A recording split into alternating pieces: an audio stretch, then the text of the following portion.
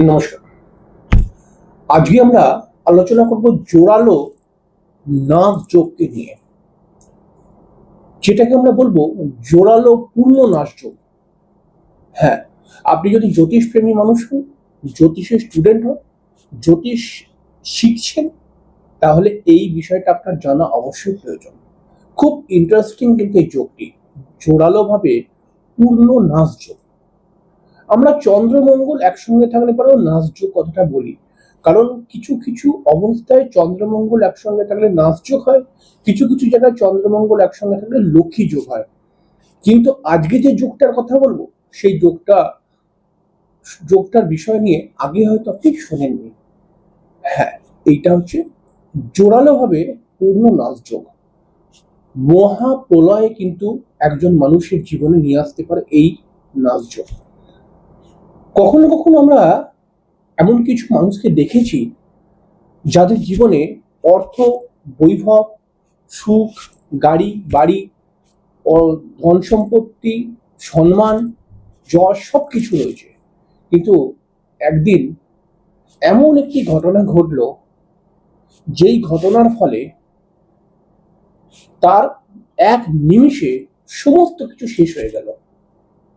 তার সম্মান যা ছিল মাটিতে ধূলিসাৎ হয়ে গেল। তার ধন সম্পত্তি, টাকা পয়সা যা ছিল কোনো কারণে একদম চোট হয়ে গেল। লোকটি একটা বড় স্থান থেকে নিঃস্ব জায়গায় চলে আসলো। হ্যাঁ, এই যোগটি কিন্তু এরকম একটি ঝড়ের মতো। আমরা অনেক সময় দেখেছি যে ঝড় বা সুনামি বা সাইক্লোন যাই বলুন না কেন, যখন আসে বড় বড় গাছ পড়ে যায়।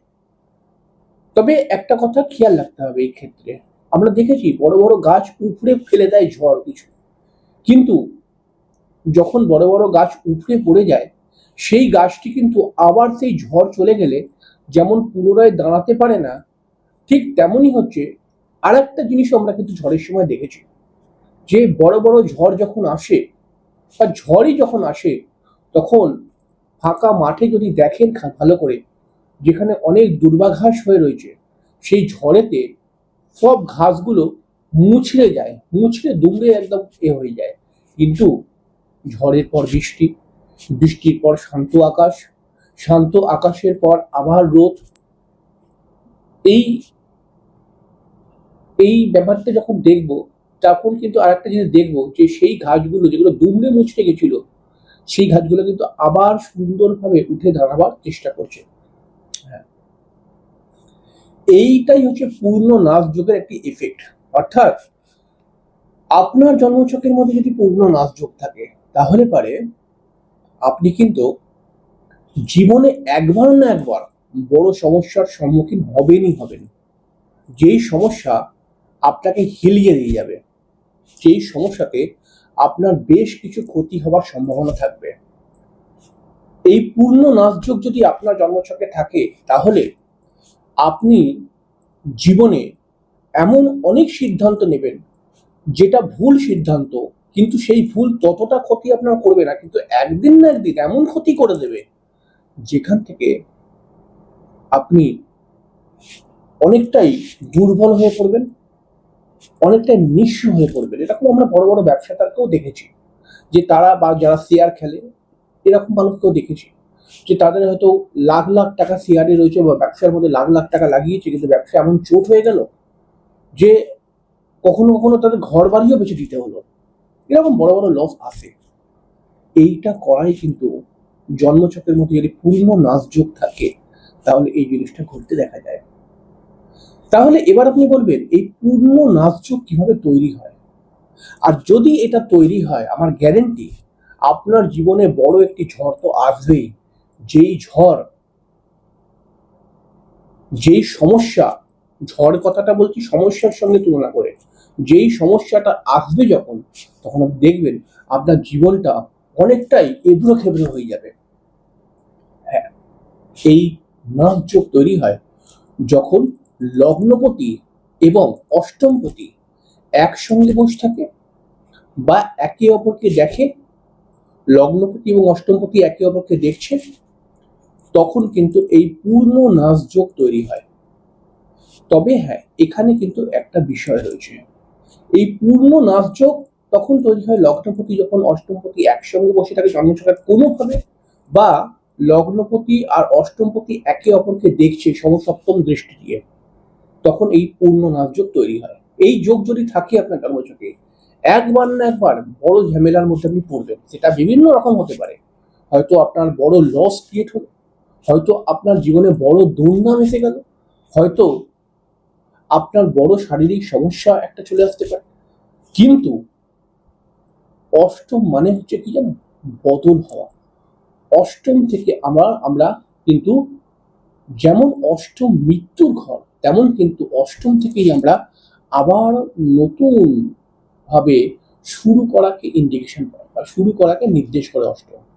তাহলে এই নাসযোগের জন্য আপনার জীবনটা অনেকটাই সমস্যার মধ্যে পড়ে যাবে। কিন্তু যখন লগ্নপতি অষ্টমপতি একে অপরকে দেখবে, কিন্তু এরা কেন্দ্র কোণ দ্বিতীয় একাদশের মধ্যে থেকে দেখবে। ভালো করে বুঝুন, নাসযোগ থাকলে একটি বড় সমস্যা আপনার জীবনে আসবেই আসবে। কিন্তু লগ্নপতি অষ্টমপতি একসঙ্গে ধরুন বসে রয়েছে জন্মছকের কেন্দ্র কোণে বা দ্বিতীয় একাদশে, বা লগ্নপতি এবং অষ্টমপতি একে অপরকে দেখছে কেন্দ্র কোণ থেকে, বা দ্বিতীয় একাদশ যেমন হোক, এইসব ঘরের মধ্যে থেকে দেখছে, তাহলে আপনার জীবনে একটি নতুন ঘটনাও ঘটবে। সেটা হচ্ছে কি, আপনার জীবনে সবকিছু শেষ হয়ে যাবার পর আপনি অনেক শুদ্ধভাবে, অনেক সংযমের সাথে, অনেক বুদ্ধি খাটিয়ে, অনেকটা অনেকটা পিওর হয়ে আপনি যে ভুল সিদ্ধান্তগুলো লাইফে নিয়েছিলেন যার ফলে এই দিনটা এলো, সেইগুলোকে অনেকটা রেকটিফিকেশন করে আপনি কিন্তু আবার আস্তে আস্তে করে উঠে দাঁড়াতে পারবেন এই নাসযোগ যদি থাকে। হ্যাঁ, এই পূর্ণ নাসযোগ যদি আপনার জন্মছকে থাকে, তাহলে একদিন না একদিন আপনার জীবনে বড় সমস্যা তো আসবেই আসবে। কিন্তু সেই বড় সমস্যা আসার পরেও আপনি কিন্তু আস্তে আস্তে আস্তে আস্তে করে উঠে দাঁড়াতে পারবেন। তবে এই ক্ষেত্রে একটা সতর্কতা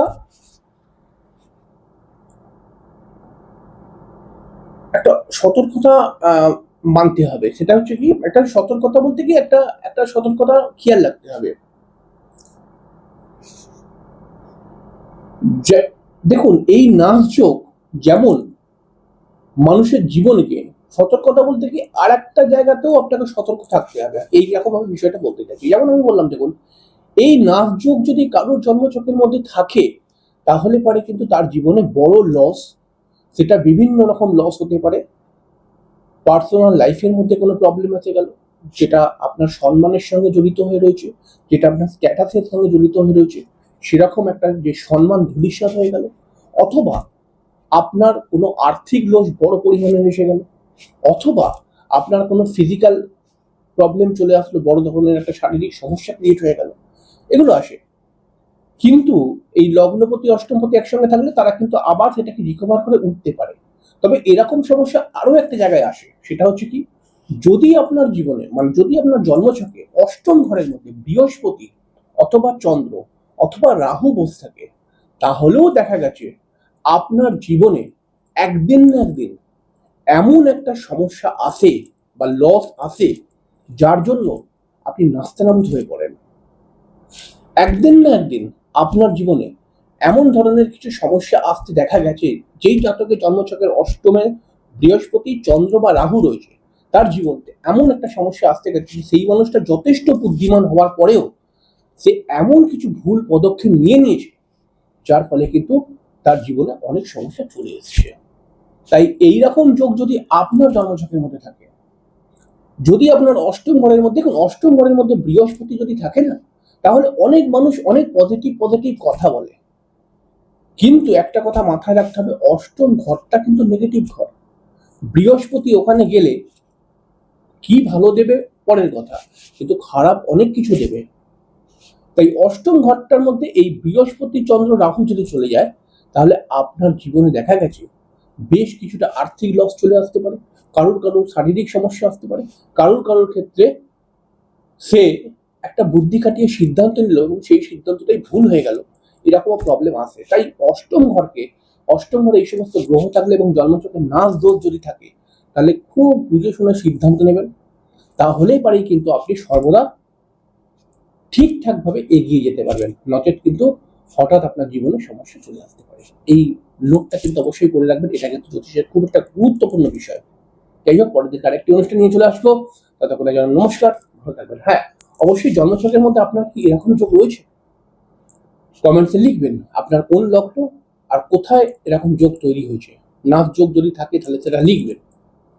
আর এই বিষয়ে কোনো বক্তব্য থাকলে অবশ্যই কমেন্ট বক্সে লিখবেন, অবশ্যই আপনাদের বক্তব্যগুলো কিন্তু আমি পড়ি।